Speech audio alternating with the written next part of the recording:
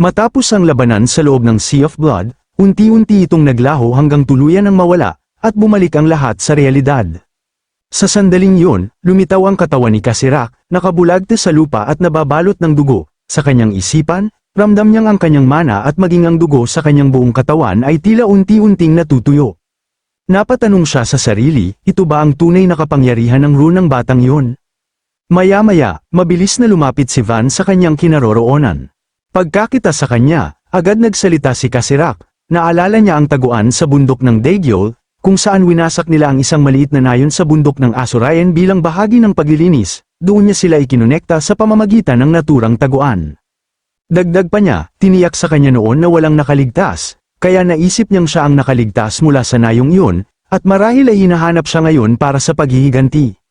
Malamig ang naging tugon ni Van, inutusan niya si Kacerak na sabihin ang lahat tungkol sa walang hiyang runecaster ng Zou Kingdom. Bigla namang napahawak si Kacerak sa kanyang ulo dahil sa matinding sakit dulot ng labis na paggamit ng kanyang kapangyarihan. Sa kabila nito, binanggit ni Kacerak, madalas daw sabihin ng mga tao na walang saysay at walang laman ang paghihiganti, ngunit para sa kanya, mali yun, isa lamang itong kasinungalingan ng mga taong hindi kailanman tumayo sa sapatos ng mga naghihiganti. Ipinaliwanag pa niya na sa sandaling makamit ang paghihiganti, mararanasan ng isang bagay na walang kapantay, isang nanginginig at nakakalasing na pagbugso ng matinding emosyon na nagpapagaan ng pakiramdam.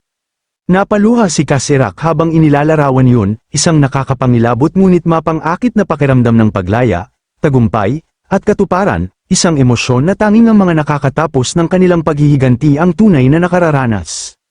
Ngunit, aniya, panandalian lamang ang pakiramdam na yun. Sa huli, ang natitira ay parang mga alon na humahampas, isang pusong hungkag at kawalan ng pag-asa. Matapos niyang sabihin yon, itinuro niya si Van kung paano niya planong lampasan ang kakulangang yon. Nang marinig yon, biglang sinakmal ni Van ang leeg ni Kacerak. Mahigpit niya itong hinawakan, nakahanda ang kanyang kamao na umatake, at mariing inutusan si Kacerak na tumigil na sa paikot-ikot na salita at sabihin ang tungkol sa runecaster ng Zou. Galit na tumitig si Van, ngunit tahimik lamang siyang pinagmasdan ni Kacerak. Pagkatapos, ngumiti si Kacerak at sinabi kay Van na ang kanyang mga mata ay puno ng paghihiganti, na parabang nakikita niya rito ang sarili niyang nakaraan. Isang alaala ang biglang sumagi sa kanyang isip, noong 15 taong gulang pa lamang siya, pagod na pagod siyang gumagawa ng panggatong. Dumating ang kanyang ama at pinuri ang kanyang sipag. Lumapit ito sa kanya, ngunit napaatras si Kacerak at tinakpan ang kanyang ilong dahil sa amoy alak. Natawa lamang ang kanyang ama at sinabing balang araw ay magiging mahusay siyang runecaster. Ipinaliwanag din ito na kaunti lamang ang kanyang ininom dahil masaya siya.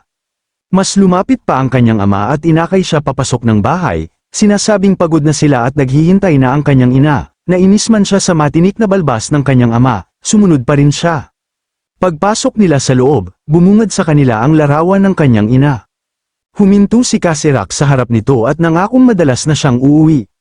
Bigla siyang tinawag ng kanyang ama at pinaalalahanan, kahit maging mahusay man siyang runecaster balang araw, huwag niyang hayaang mawala ang mabuting pusong taglay niya ngayon. Iginiit ng kanyang ama na gawin niya ito para sa kanyang ina at para sa kanyang sarili. Doon, gumawa ng pangako ang mag-ama sa isa't isa. Kinabukasan, isang karwahe ang huminto sa harap ng kanilang bahay, at doon, sinabi ni Kacerak sa kanyang ama na tumigil na ito sa pag-iyak. Habang umiiyak ang kanyang ama, tila kahapon lamang ay magkasama silang naglalakad, ngunit ngayon ay papasok na siya sa Akademya Militar bilang runner-up, ipinagmamalaki siya nito. Nagtaka si Kacerak nang mapansin niyang nawala ang matigas na tingin ng kanyang ama, hindi tulad ng dati. Naputol ang kanilang pag-uusap nang tawagin na si Kacerak upang sumakay sa karwahe, baka mahuli pa siya sa entrance ceremony. Pagkapasok niya sa loob, muli siyang tinawag ng kanyang ama at pinaalalahanan na huwag kalimutan ang kanilang pangako sa isa't isa, at sana'y manatili siyang malusog. Natuwa si Kacerak sa narinig at sinabi ring ganoon din ang kanyang hiling na mag-ingat palagi ang kanyang ama. Habang paalis na ang karwahe, sumigaw ang kanyang ama na kailangan pa niyang mabuhay ng matagal upang makita ang kanyang paglaki, at balang araw ay makabili sila ng bahay sa kabisera. Natawa si Kacerak at sinabing madalas siyang uuwi. Habang pinupunasan ng kanyang ama ang mga luha, nahihiyang aminin na umiiyak siya sa harap ng kanyang anak. Biglang dumating ang dalawang malalaki at nakasuot ng baluti na lalaki. Nang makarating si Kacerak sa isang malaking bahay, napansin niyang hindi ito isang akademya militar. Gayunpaman, inanyayahan pa rin siya ng kanyang kasama na pumasok muna. Pagpasok niya, agad siyang sinalubong at binati ng isang lalaki, na tila matagal na siyang hinihintay. Kinamayan siya nito at sinabi na nabalitaan niyang kaya ng kanyang Ron na baguhin ang kanyang anyo. Tinanong siya kung totoo yun, at agad naman itong kinumpirma ni Kacirak, ngunit nagtanong din siya kung ito nga ba ang akademya militar. Ngumiti ang lalaki at ipinaalam na kinansela niya ang kanyang enrollment, sapagkat aampunin niya si Kacirak bilang kanyang anak at tutulungan ito. Labis na nagulat si Kacirak sa narinig. Ipinaliwanag ng lalaki na sa mga nakaraang araw ay nawalan siya ng inspirasyon sa sining, at sa tingin niya, perpekto si Kacirak upang maging bago niyang musa. Hindi maintindihan ni Kacirak ang ibig nitong sabihin, kaya nanlaki ang kanyang mga mata sa pagtataka. Natawa ang lalaki at ininsulto siya, sinasabing hindi talaga maiintindihan ng mga magsasaka ang kanyang sinasabi. Pagkatapos, inutusan niya ang kanyang katulong na ipasok na. Pagpasok, nanlaki ang mata ni Kacirak sa kanyang nakita. Naroon ang kanyang ama, nakagapos ang mga kamay, nakadapas sa sahig, at punong-puno ng sugat ang katawan, habang mahina nitong tinatawag ang kanyang anak. Bigla namang hinawakan si Kacirak sa leeg ng katulong. Sinabi ng lalaki na makinig siyang mabuti, kung tutulong si Kacirak sa loob ng 10 taon, bibigyan niya ito ng peking sertipiko na nagsasabing nagtapos siya bilang nangunguna sa akademya, at papayagan siyang umalis ng mapayapa. Habang nakatingin sa kanyang ama, ipinagpatuloy ng lalaki na kung susunod siya, maaari siyang maging isang mahusay na Roncaster at mamuhay ng komportable kasama ang kanyang ama. Ngunit binyantaan din siya, kung tatanggi siya, puputulin niya ang mga paa at kamay ng kanyang ama at ipapasubo ito sa kanya. Tumawa ang lalaki at inutusan siyang magdesisyon agad. Sa kabila ng kahinaan ng kanyang ama, paulit-ulit itong nagmakaawa sa mahinang boses na tumakbo na lamang si Kacirak. Sa halip, matapang na sinabi ni Kacirak na papayag siya, ngunit nilinaw niya kung yun lamang ba ang kondisyon. Ngumiti ang lalaki at ipinahayag na siya ang arsobispo ng Ithes Order, kaya madali para sa kanya na tuparin ang ganoong pangako. Dahil dito, nagpasya si Kacirak na tanggapin ang alok. Natuwa ang arsobispo sa kanyang desisyon at agad inutusan ng mga katulong na simulan ang kontrata at palitan ang kanyang damit. Sa mahinang tinig, sinubukan siyang pigilan ng kanyang ama, ngunit pinakalma siya ni Kacirak, sinabing maghintay lamang ito ng 10 taon. Sa sandaling yon, tumulo ang mga luha ni Kacirak. Ganoon din ang kanyang ama, lumipas ang mga araw sa loob ng malaking bahay. Habang naglalakad si Kacirak sa pasilyo, narinig niya ang bulungan ng 2 babae. Pinag-uusapan nila ang mga peklat sa kanyang katawan, inaampun siya bilang anak, ngunit tinatawag itong sining, habang pinapahirapan siya sa iba't ibang paraan, pinatahimik siya ng kanyang kasamahan, natatakot na baka marinig sila ng kanilang amo. Sa edad na 25, makikita ang kalunos-lunos na kalagayan ni Kacirak. Nagulat ang arsobispo nang may kumatok sa kanyang pintuan. Pumasok si Kacirak at malamig na tinawag niya ang arsobispo. Galit na tumugon ang arsobispo na nagtanong kung sino mang nag-utos sa kanya na pumunta dito, pagkatapos ay pinaalis niya ito. Ipinaliwanag ni Kacirak na sa araw na ito natapos na ang 10 taon ng kanilang kasunduan, at dala niya ang kontrata. Nabahala ang arsobispo at labis na nagsisi nang malaman niyang isa sa kanyang mga alipin ang nagdulot ng gulo, ngunit sinabi ng kanyang kasama na ayos lang yun at huwag na niya itong intindihin pa. Sa araw na yun, muling lumitaw ang Roncaster na hinahanap ni Van, at sinabi nitong ipagpatuloy na nila ang kanilang maliit na usapan. Sa kasalukuyan, makikita si Van na nasa ibabaw ni Kacirak habang ikinukwento nito ang lahat ng nangyari sa kanyang buhay. Sinabi niya na yon ang unang pagkakataon nakita niya ang Roncaster mula sa Zou Kingdom na kanyang nakilala, ang lalaking matagal na niyang hinahanap, ay si Kratos. Nang marinig ni Van ang pangalang yon, nanlaki ang kanyang mga mata sa pagkabigla. Sa mga alaala ni Kacirak, nang dumating ang arsobispo, napakahirap tiisin ang lahat ng kanyang naranasan, ngunit pinanghawakan niya ang pag-asa, kung magtitiis lamang siya ng 8 taon pa, muli niyang makikita ang kanyang ama. Isang araw, dumating ang isang grupo ng mga taong kamukha ng arsobispo, ginawa nila sa kanya ang mga karumal-dumal na pagpapahirap, araw-araw, pakiramdam niya ay para siyang nasa impyerno, ngunit kahit ganoon, kumapit siya sa pag-asang kung makatatagal pa siya ng 5 taon, makikita na niya ang kanyang ama. Noong una, iyon na ang pinakamahirap, ngunit kalaunan, naging yun na rin ang pinakamasakit. Napatanong siya sa kanyang sarili kung gaano pa ba katagal at kung gaano pa karaming sakit ang kailangan niyang tiisin. Marahil, 3 taon na lang ang natitira. Lumipas ang mga araw na puno ng walang kwentang pagpapahirap, Sa totoo lang, naisip niya na baka mas mabuti pa kung putulin na lamang nila ang kanyang mga paa at kamay, ngunit kailangan niyang magtiis, 1 taon na lang, at sa wakas, makikita na niya muli ang kanyang ama. Sa loob ng kanyang kulungan, isinusulat niya sa pader ang kanyang pag-asa, sa wakas, makikita na niya ang kanyang ama, ang ika-10 taon ang magiging simula ng isang masayang buhay. Dahil dito, nabigyan ng pag-asa si Kacirak, napatawa siya, isang tawang halos parang nababaliw na sa sobrang pananabik. Samantala, humingi ng paumanhin ng arsobispo dahil sa mga ginawa ni Kacirak, inakbayan siya ni Akratos, na nagsabing na ayos na ang lahat dahil sa impormasyong nakuha ng mga arsobispo mula sa Zou Kingdom. Lumingon ng arsobispo kay Kacirak na may halong inis at sinabi na maswerte siya, kung nagkataong nakaistorbo siya kay Lord Akratos, matagal nang gamulong ang kanyang ulo sa sahig. Namangha si Akratos at nagtanong kung yun ba ang silid kung saan nakatago ang kanilang paboritong exhibit. Agad itong sinang-ayunan ng arsobispo, samantala, si Kacirak ay nagtanong kung naroon ba ang kanyang ama. Pumasok ang tatlo sa silid, tumawa ang arsobispo, na binanggit na 10 taon na ang lumipas mula nang huli niyang makita ang matandang lalaki, samantala, tumakbo si Kacirak papasok at tinawag ang kanyang ama, agad niya itong kinausap, sinabing dumating na siya at matagal na siyang naghihintay, ngunit nanlaki ang kanyang mga mata sa gulat nang sabihin ng kanyang ama na patayin na siya. Sa harapan ni Kacirak, ang kanyang ama ay naging isang halimaw, natapos ang 10 taon ng kanyang paghihintay sa isang iglap, habang paulit-ulit na binibigkas ng kanyang ama ang pakiusap na patayin na siya. Tumawa ng malakas ang arsobispo at pinuri ang kanyang obra maestra, ang bagay na ginugol niya ng 10 taon upang likhain, para sa kanya, ito na ang pinakamaganda niyang nagawa sa buong buhay niya. Samantala, napaluhod si Kacirak sa sahig, nanlumos sa kalagayan ng kanyang ama.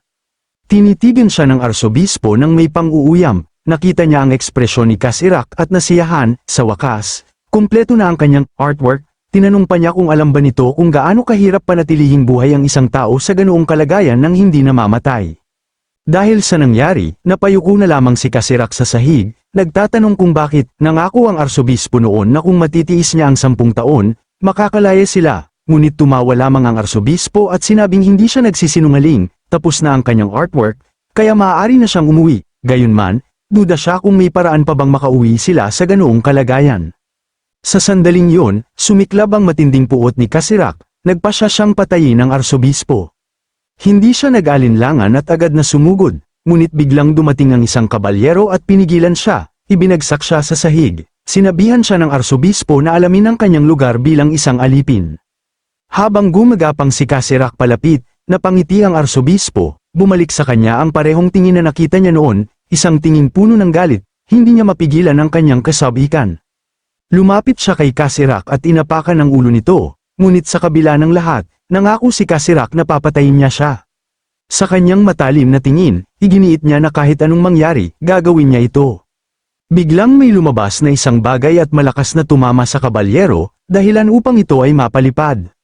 Si Akratos pala ang may gawa nito, gamit ang kanyang mahabang buntot, napalipad niya ang kabalyero sa malayo, nagtaka ang arsobispo sa nangyari. Napangiti si Akratos, matagal na rin mula nang makaramdam siya ng ganoong matinding galit. Dahil dito, nagustuhan niya si Kacirak, tinanong niya ito kung nais ba nitong tulungan siya sa kanyang paghihiganti, habang naguguluhan pa rin ang arsobispo. Ipinahayag ni Akratos na kapalit nito, hindi na siya magiging alipin ng arsobispo, sa halip, siya ay magiging pagmamay-ari niya. Tinanong niya si Kacirak kung ano ang kanyang desisyon. Habang nakadapa, sinabi ni Kacirak na wala siyang pakialam sa ganoong bagay. Sa kanyang matalim na tingin, iisa lamang ang nais niya, maghiganti, handa niyang ibigay ang lahat ng mayroon siya kapalit nito. Lumapit ang arsobispo, bahagyang nababahala, at sinabing siya na ang bahala sa alipin, ngunit natuwa si Akratos sa kanyang narinig at sinabi na yun ay isang pangako. Matapos ang kanilang kasunduan, sinabi ni Akratos na magiging masakit ang kanyang gagawin, ngunit kailangan niya itong tiisin. Ibinagsak niya ang kanyang buntot na tila isang maso sa katawan ni Kacirak, napasigaw ito sa matinding sakit. Biglang nagbago ang kanyang katawan, lalong lumakas ang kanyang sigaw habang hinihigop niya ang mana sa paligid. Lumapit ang arsobispo at nagtanong kung bakit niya yun ginawa, ngunit natawa lamang si Akratos. Lumingon siya at sinabi kung bakit siya naroon. Ayon sa hari, ang arsobispo ay isang maruming Maniakis na sagabal na lamang, kaya naparito siya upang patayin ito ngayong araw. Tinawag niyang inutil ang arsobispo. Napasigaw sa takot ang arsobispo nang marinig niya ang sinabi ni Akratos, lalo siyang kinilabutan nang maisip niyang pinipili na nito ang pinakamasarap na paraan para patayin siya. Pinilit siyang isipin na maswerte pa rin siya, ngunit halata ang matinding takot sa kanyang mga mata. Agad siyang tumakbo at tinawag ang mga gwardya sa labas, ngunit tinawanan lamang siya ni Akratos, sinabing walang saysay ang kanyang pagsigaw dahil selyado na ang silid, walang makakarinig sa kanya.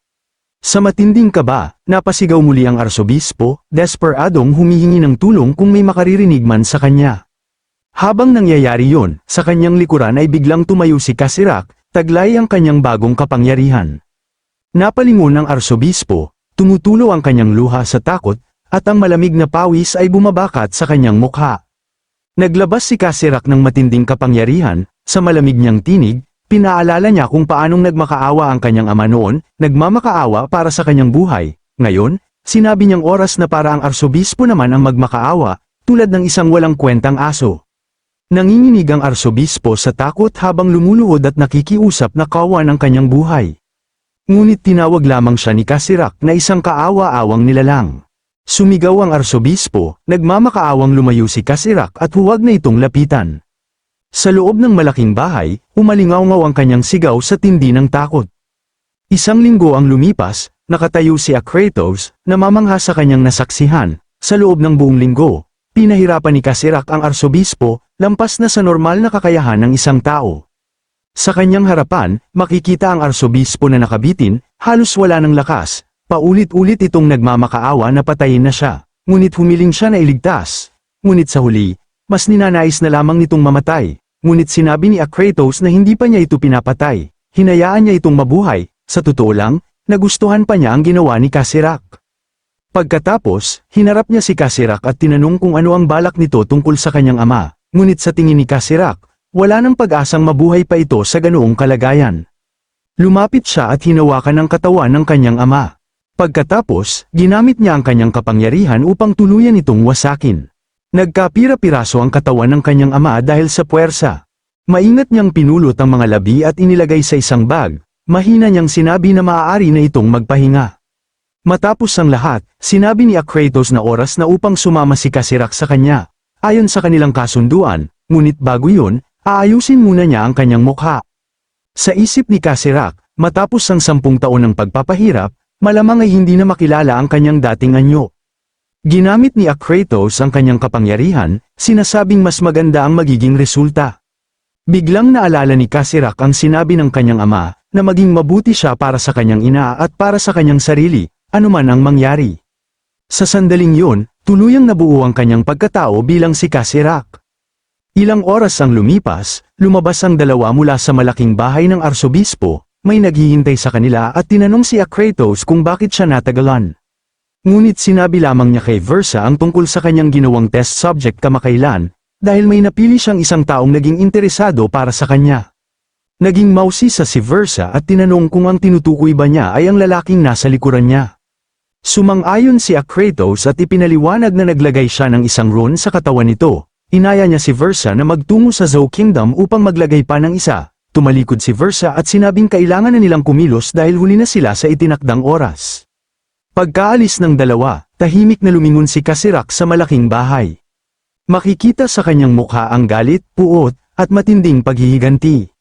Sa kasalukuyan, ibinahagi ni Kacirak ang kanyang layunin, ibagsak ang sistemang naghahati sa maharlika at karaniwang tao, at bumuo ng mundong pantay-pantay ang lahat, ngunit kapalit nito, sinira niya ang pangako sa kanyang ama upang ituon ang sarili sa pagbuo ng artificial mana, at yun ang naging landas niya ngayon.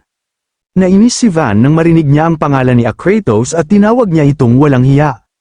Isiniwalat ni Kacirak na ang pinuno ng Lion family ng Uvaina Kingdom ay may espiya sa Argo Kingdom. Nang marinig ito ni Van, nanlaki ang kanyang mga mata sa gulat at napatanong kung ano ang ibig niyang sabihin. Ipinaliwanag naman ni Kacirak ang tungkol sa espiya ng Argo Kingdom at sinabi na, ayon sa kanyang nalalaman, si Akratos ay kasalukuyang naninirahan doon. Nagtaka si Van kung bakit siya tinutulungan ng ganito, ngunit natawa lamang si Kacirak at sinabing sa kanyang kasalukuyang antas, ni hindi niya kayang hawakan kahit isang hibla ng buhok ni Akratos. Higit sa lahat, ang tingin ni Van ay nagpapaalala sa kanya ng dati niyang sarili. Pagkasabi nito, isang halijing enerhiya ang biglang tumama sa katawan ni Kacirak, na ikinagulat ni Van. Napalingon si Van at nakita ang isang liwanag na enerhiya na papalapit sa kanya. Sinubukan niya itong harapin, ngunit napamura siya sa inis, ubos na ang kanyang mana, kaya wala na siyang paraan upang umiwas. Wala na siyang oras, ngunit sa mismong sandaling malapit na itong tumama sa kanya, may isang babaeng may mahabang buhok ang biglang dumating at hinarang ang atake gamit lamang ang isang kamay. Sa pagkabahala, tumulo ang malamig na pawis sa kanyang mukha habang nagtataka kung sino ang dumating. Nakangiti ang babae habang sinasabi na matagal na bago niya siya natagpuan, at mas lalo pa itong naging hot ngayon.